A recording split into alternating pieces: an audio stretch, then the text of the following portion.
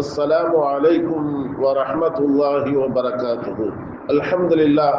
சங்கை பொருந்திய அல்லாஹ்வுடைய நல்லடியார்களே, பெரியோர்களே, ஜமாத்தார்களே, வாலிப நண்பர்களே, அல்லாஹ்வுடைய மகத்தான பேரருள் இந்த புனிதமான இந்த இஸ்லாமிய மார்க்கத்தின் மூலமாக மனிதன் எப்படி மனிதனாக வாழ வேண்டும், அவன் எப்படி தன்னுடைய வாழ்க்கையை பரிசுத்தப்படுத்த வேண்டும், எப்படி நடந்து கொள்வது, நண்பர்களிடத்திலே, உறவுகளிடத்திலே, குடும்பங்களிடத்திலே, சமூகத்தார்களிடத்திலே எப்படியெல்லாம் தன்னை அங்கே நடக்கக்கூடிய பாவங்களில் இருந்து தற்காத்துக் கொள்வது என்பதின் மூலமாக பலவிதமான நல்லொழுக்க பயிற்சிகளை இந்த மார்க்கம் நமக்கு அற்புதமாக கற்றுத் தருகிறது.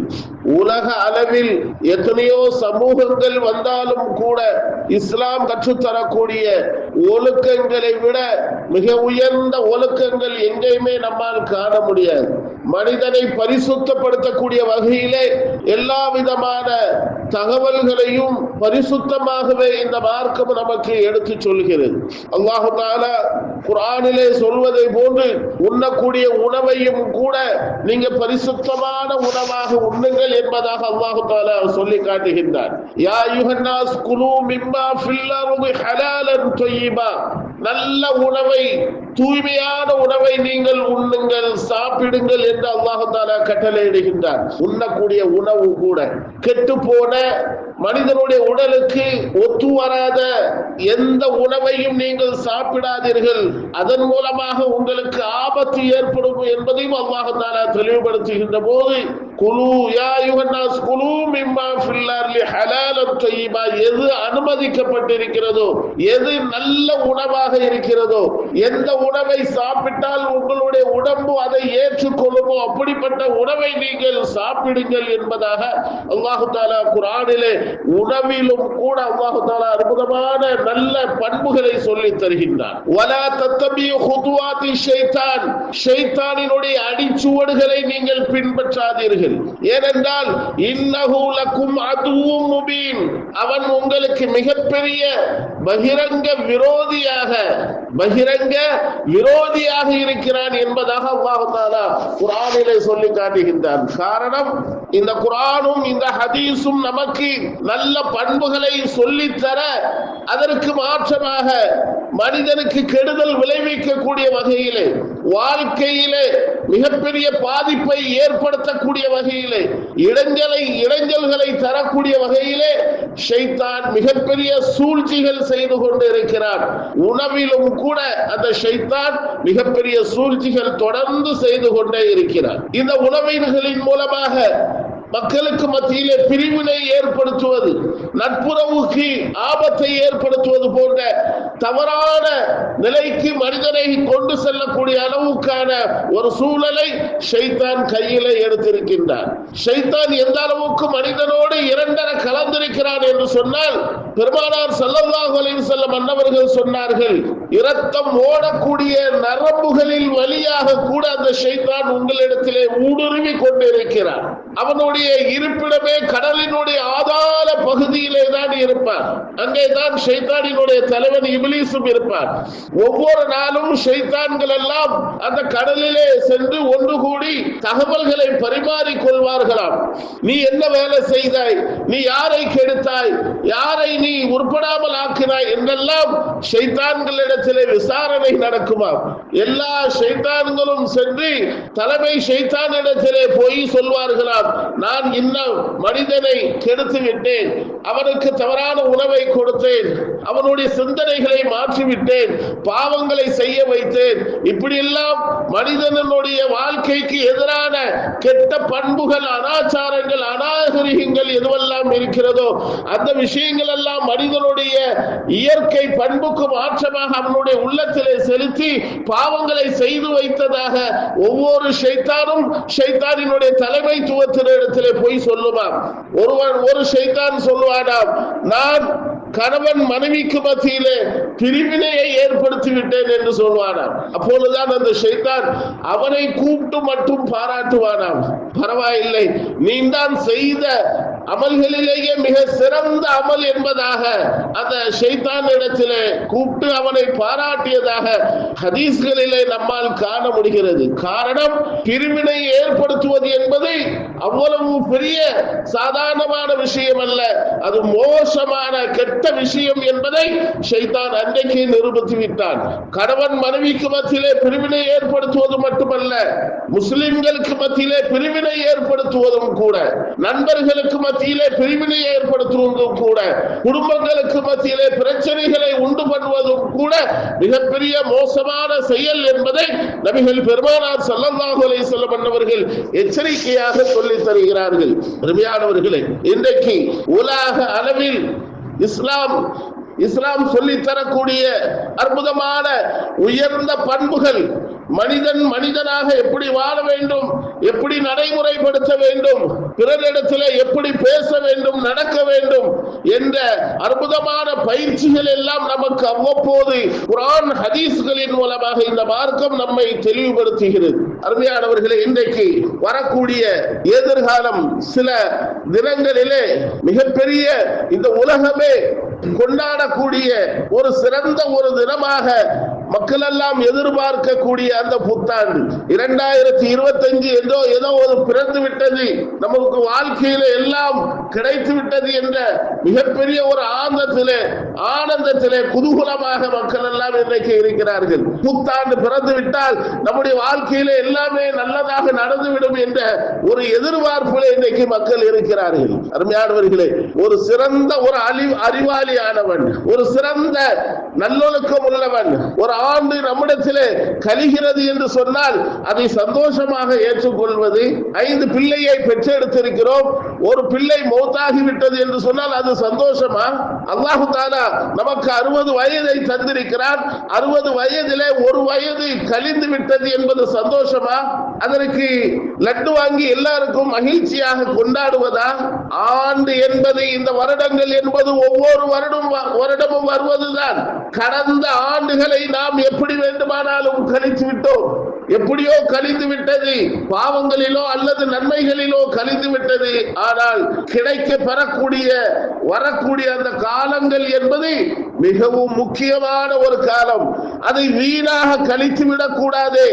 அல்லாஹ் தஆலா எத்துணை நாட்கள் நம்முடைய வாழ்க்கையை இந்த உலகத்திலே துனியாவிலே வைக்க போகிறானோ என்ற ஒரு அச்சத்தோடு அந்த ஆண்டை கழிக்க வேண்டுமே தவிர மிகவும் தவறான சிந்தனைகளிலே, உச்சபட்சமான சந்தோஷத்திலே அதை கழிப்பது என்பது மிகப்பெரிய ஒரு கேடுகெட்ட செயல் என்பதை இந்த மார்க்கம் வன்மையாக கண்டிக்கிறது. களியாட்டங்கள், கொண்டாட்டங்கள், அனாச்சாரங்கள் போன்ற அனைத்து விதமான இஸ்லாத்திற்கு எதிரான எல்லா விதமான கலாச்சாரங்களையும் அந்த தினத்திலே நம்முடைய சமூக மக்களும் அதிலே இடம்பெறுகிறார்கள் என்பது மிகவும் கவலையான ஒரு விஷயம். இங்கு ஆங்கிலேயர்கள், கிறிஸ்தவர்கள் கொண்டாடக்கூடிய கொண்டாட்டம் இந்த புத்தாண்டினுடைய முதல் நாளை அவர்கள் கொண்டாடுகிறார்கள் என்று சொன்னால் அது அவர்கள் சார்ந்த விஷயம்.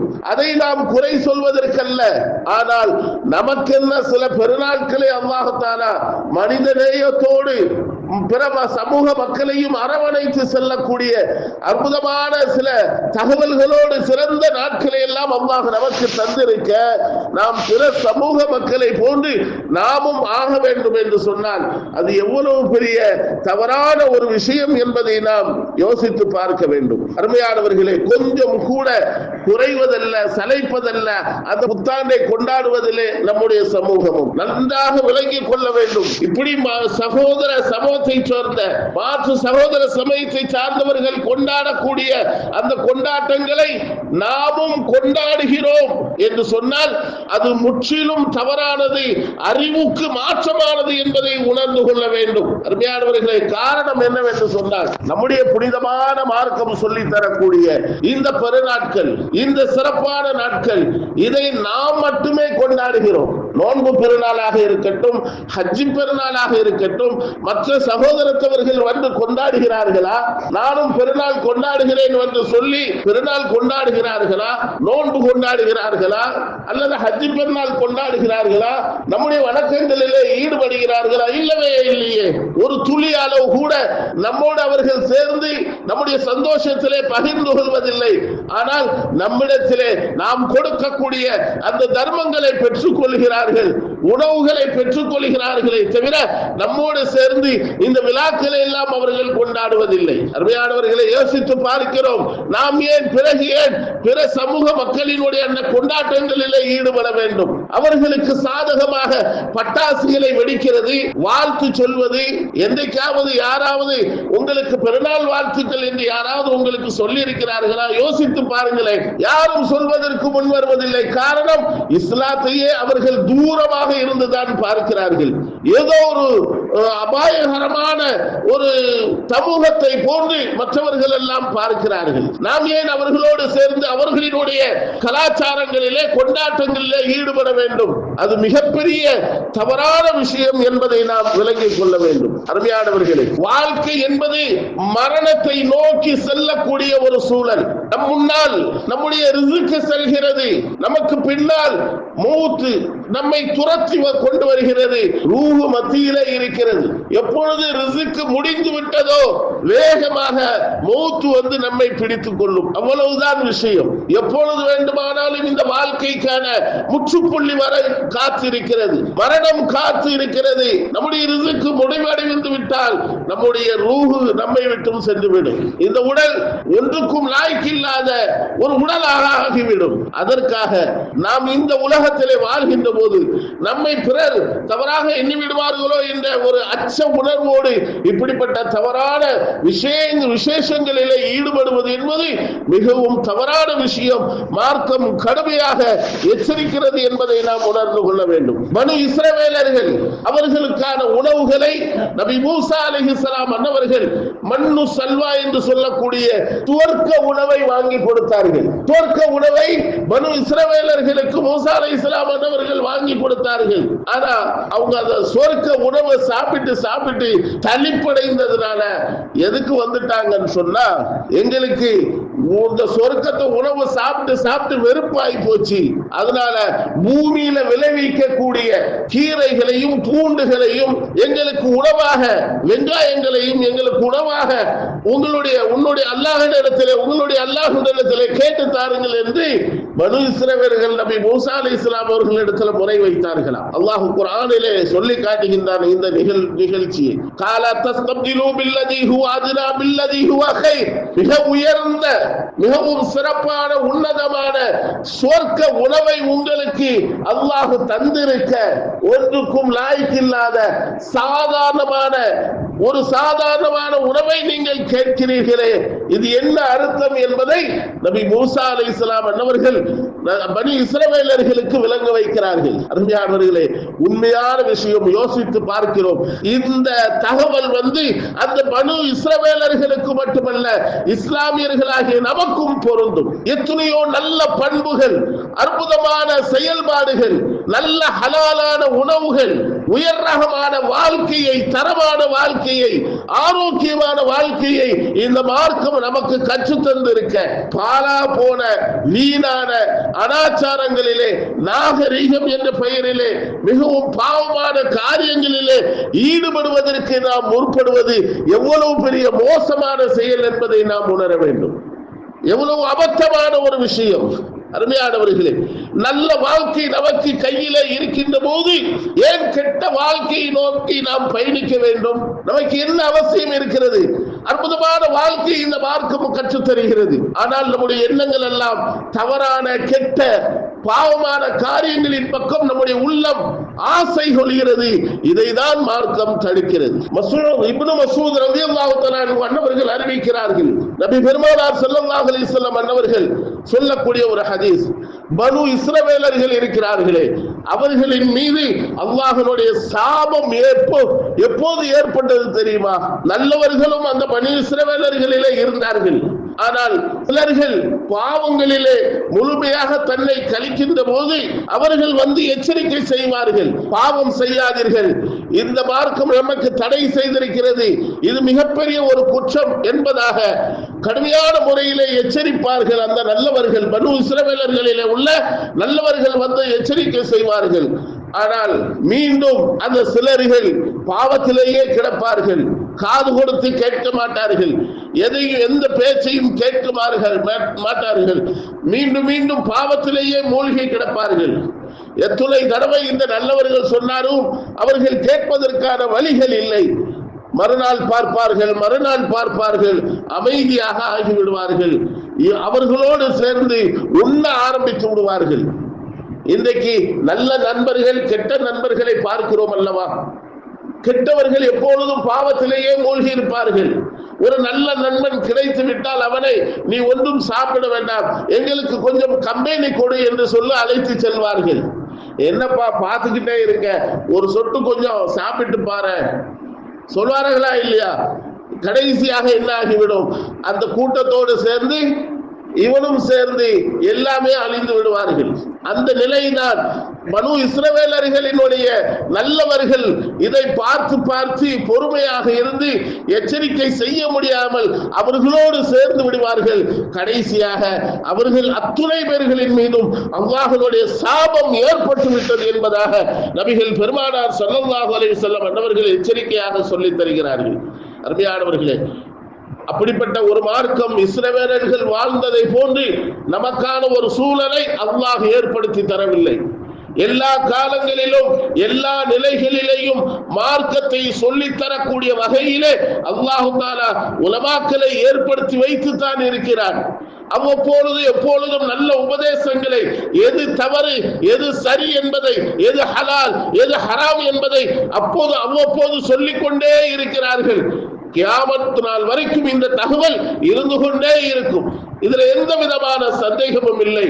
ஆனால் நல்லவர்கள் நல்லவர்களாகவே இருப்பார்கள், கெட்டவர்கள் கெட்டு போய்கொண்டே இருப்பார்கள்.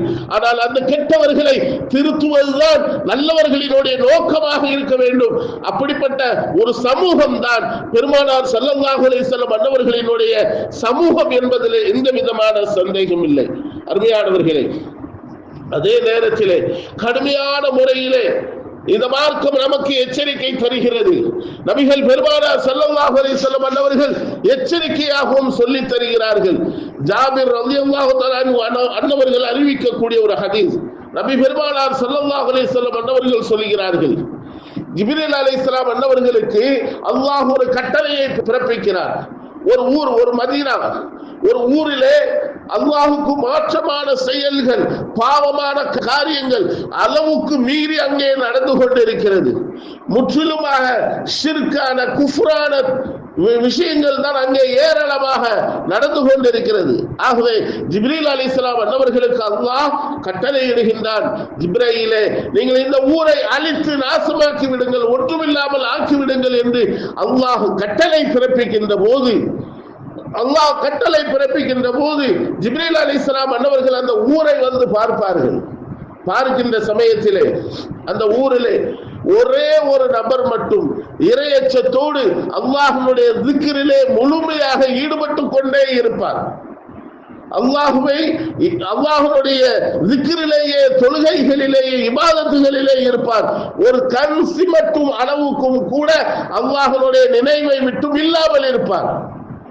இந்த தகவலை ஜிப்ரீல் அலைஹிஸ்ஸலாம் அன்னவர்கள் அல்லாஹ்விடத்திலே சென்று சொல்லுகிறார்கள், யா அல்லாஹ், இப்படிப்பட்ட ஒரு சாலிஹான ஒரு ஆபித், ஒரு வணக்கசாலி அங்கே இருக்கிறார், எப்படி அந்த ஊரை நான் அழிப்பது என்று கேட்டபோது, என்றைக்காவது அந்த சாலிஹான மனிதர் அந்த மக்களை எச்சரிக்கை செய்தாரா என்று கேட்டபோது இல்லை என்று சொன்னதால் அந்த ஊரையே அவரையும் சேர்த்து நீ அழித்து விடு என்று ஜிப்ரீல் அலைஹிஸ்ஸலாம் அன்னவர்களுக்கு அல்லாஹ் கட்டளையிட்டார். ஒரு ஊரிலே 10 பேர்கள் நல்லவர்கள் இருக்கிறார்கள், 90 பேர்கள் கெட்டவர்கள் இருக்கிறார்கள் என்று சொன்னால் இந்த 10 பேர்களும் அவ்வப்போது எவ்வளவு எதிர்ப்புகள் இருந்தாலும் எவ்வளவு இடைஞ்சல்கள் இருந்தாலும் அந்த 90 பேரையும் எச்சரிக்கை செய்து கொண்டே இருக்க வேண்டும். இந்த ஊருக்கான ஒரு இமாம் நான் இருக்கிறேன் என்று சொன்னால், நாங்கள் இருக்கிறோம் என்று சொன்னால் அவ்வப்போது உங்களுக்கான எச்சரிக்கைகள் செய்து கொண்டே இருக்க வேண்டும். அது கடமை எங்களுக்கு.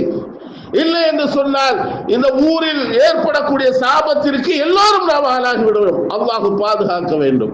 அருமையானவர்களே, இதுதான் அல்லாஹ் தஆலா அன்றைக்கு இந்த சம்பவத்தின் மூலமாக நபிகள் பெருமானார் ஸல்லல்லாஹு அலைஹி வஸல்லம் அன்னவர்களின் மூலமாக நமக்கு அழகாக சொல்லி காட்டுகின்றார்.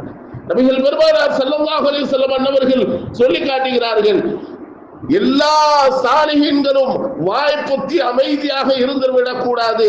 மக்களுக்கு நல்ல விஷயங்கள் கெட்ட விஷயங்கள் எது என்பதை தெளிவுபடுத்த வேண்டிய பொறுப்பு அவர்களுக்கு அவ்வப்போது இருக்கிறது என்பதை தெளிவுபடுத்தி பெருமானார் ஸல்லல்லாஹு அலைஹி வஸல்லம் அன்னவர்கள் சொல்லி தந்திருக்கிறார்கள். தெளிவுபடுத்தியே ஆக வேண்டும் என்பதை. அருமையானவர்களே, இன்றைக்கு புத்தாட்டங்கள் என்ற பெயரில் நடைபெறக்கூடிய அனாச்சாரங்கள் கொஞ்சம் நெஞ்சமல்ல.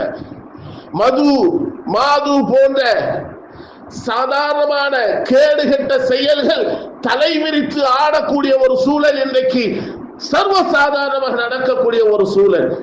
கொஞ்சம் கூட கூச்சமே இல்லாமல் சர்வசாதாரணமாக அந்த பாவங்கள் எல்லாம் வெறித்தனமாக நடக்கக்கூடிய ஒரு சூழல். அதிலே நம்முடைய இஸ்லாமியர்கள் விதிவிலக்கா என்று பார்த்தால் விதிவிலக்கல்ல, அவர்கள் தான் முதல் வரிசையில இருக்கிறார்கள். மிகவும் ஆச்சரியமான விஷயம், கவலையான ஒரு விஷயம். இந்த போதை பொருள் கடத்தக்கூடிய விஷயத்திலும் கூட நம்முடைய இஸ்லாமிய பெயர்கள் அங்கே இருப்பது என்பது எவ்வளவு பெரிய வருத்தமான விஷயம் என்பதை நாம் யோசித்து பார்க்கிறோம். நிறைய பேர்கள் இஸ்லாமியர்கள் ஒரு கல்யாண வீட்டுக்கு போனா அங்கேயும் 2-3 மனுஷனா தான் நிக்கிறான். முன்னாடியாவது 2ஆ நிற்பான், 2 பார்வையா பாப்பான்.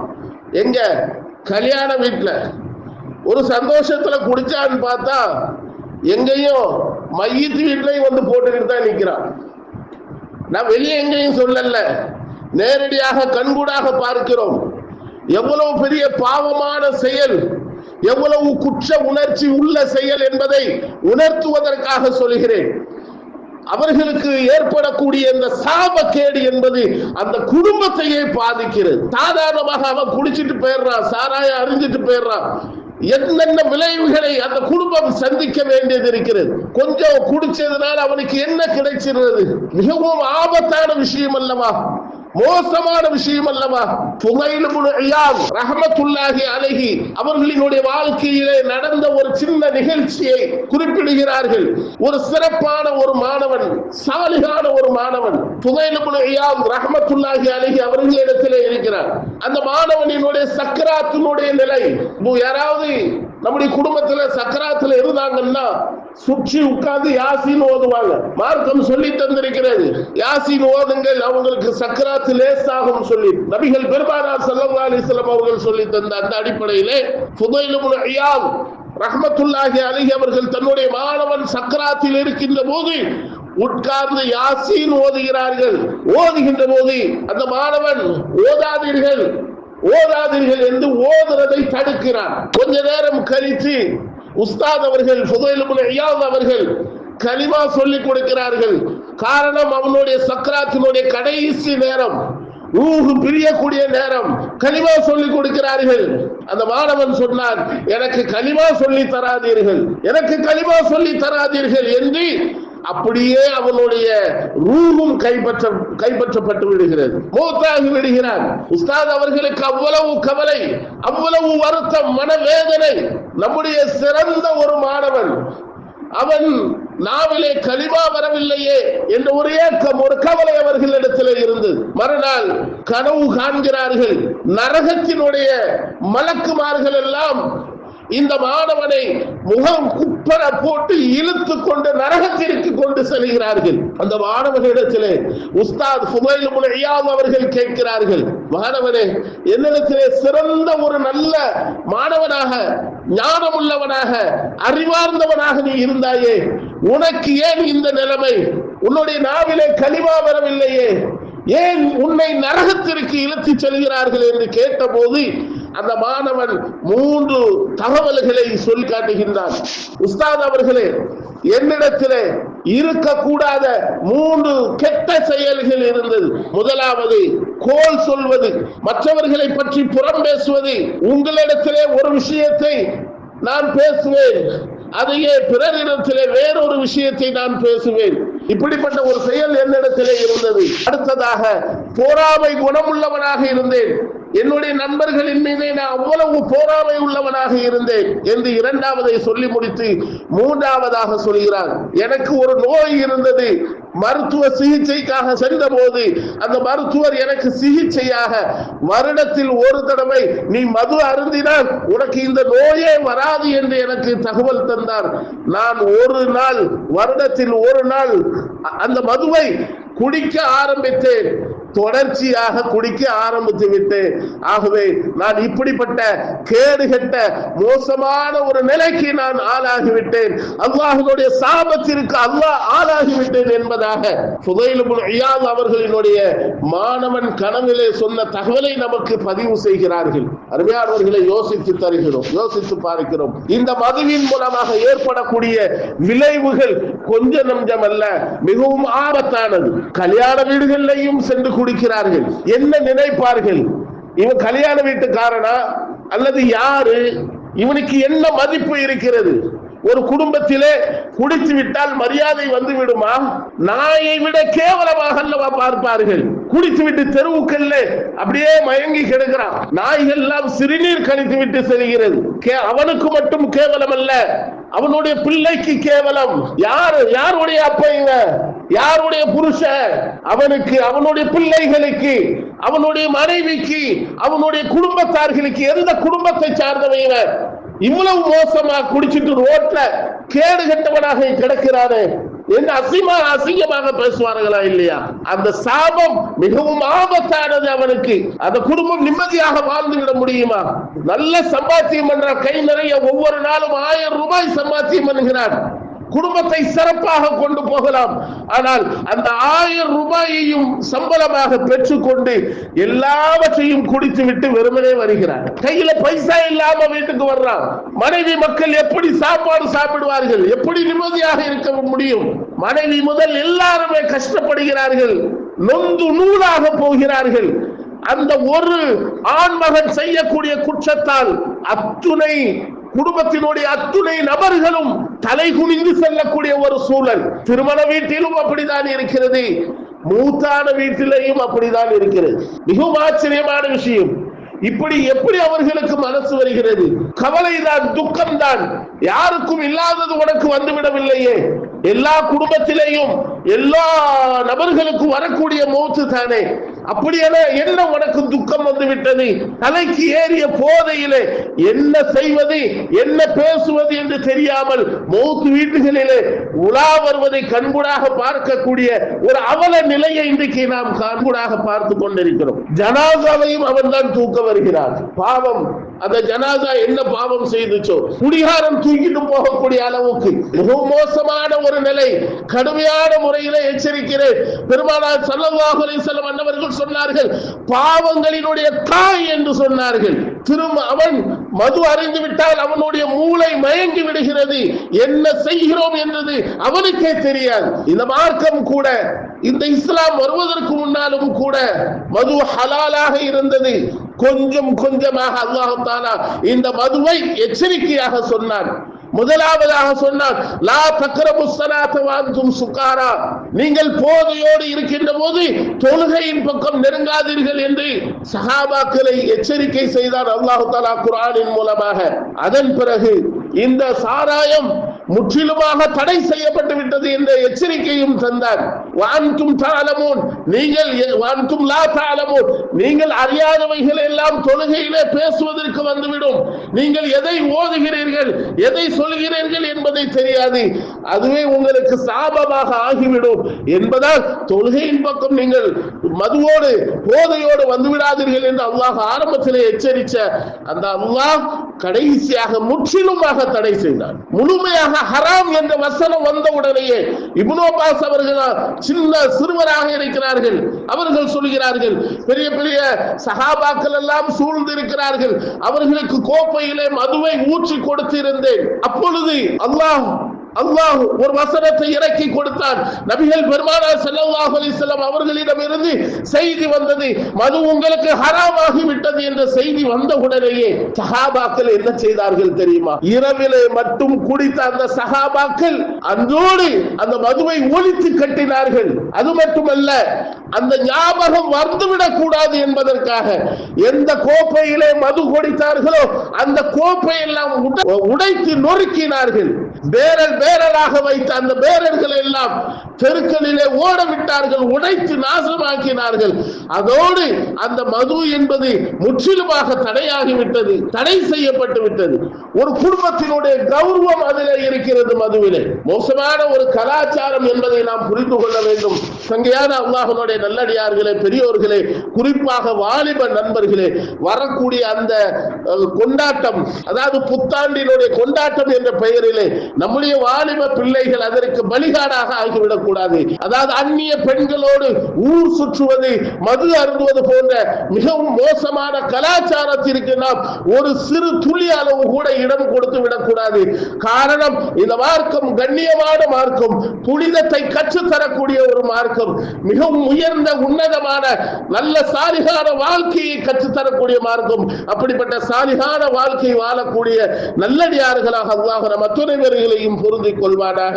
நாளை மறுமையிலே சுவர்க்கத்திற்காக என்ன நல்ல அமல்கள் செய்ய வேண்டுமோ அந்த நல்ல அமல்களின் மீது ஆர்வத்தையும் ஆரோக்கியத்தையும் அல்லாஹ் தந்தருள் புரிவானாக.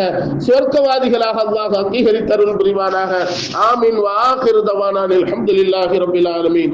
அஸ்ஸலாமு அலைக்கும் வ ரஹ்மத்துல்லாஹி வ பரகாத்துஹு.